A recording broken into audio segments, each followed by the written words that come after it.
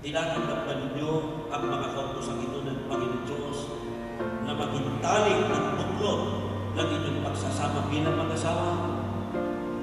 Nakatalaga ba kayo na isumpaan kayo sa harapan ng Panginoon Diyos na maririnig ng inyong mga piling saksi at ng kabulungan ito?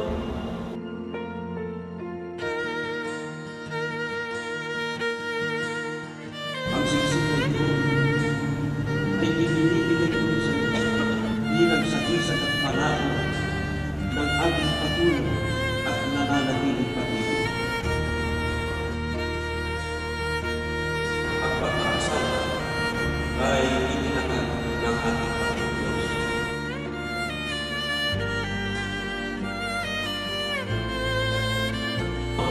Isang mabait na babae, sino makakasuko?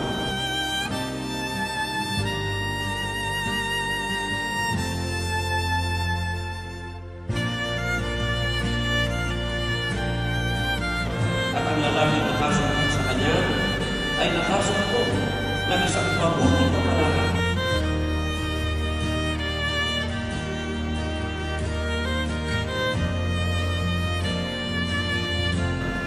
At sinabi ng Panginoon Diyos, hindi mabuti na ang lalaki ay mag-isa. Siya ay hinanalan ko ng isang katulog.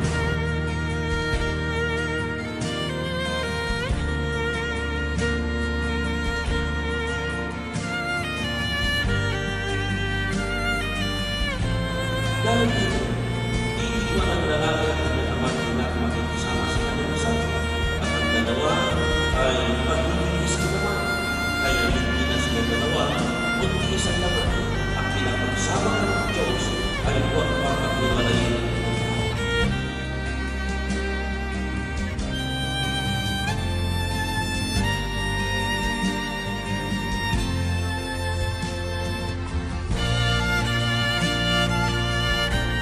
Sa pagkakasama ng dalawa ay higit na makatagpo kaysa matagpin.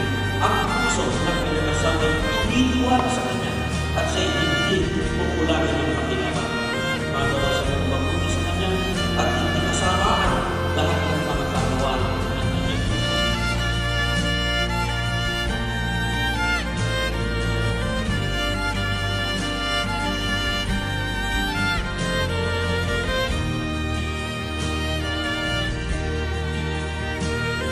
Ang babae ay siyang kaluwalhatian ng lalaki.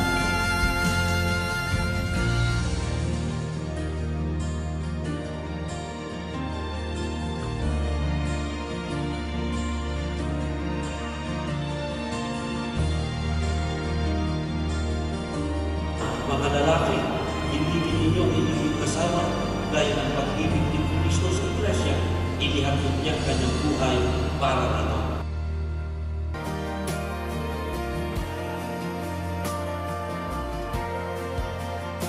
Ang babae na may asawa ay itinaling ang kautosan sa asawa samantalang ito ay namubuhay. At ako ay nanamako at nagkikipagtibay sa iyo sa harapan ng Diyos at ng ating mga saksi na sa iyo ako'y magiging mapagmahal at matapat na asawa sa kasaganaan at sa kalugaman, sa katuluhan at sa kalungkutan,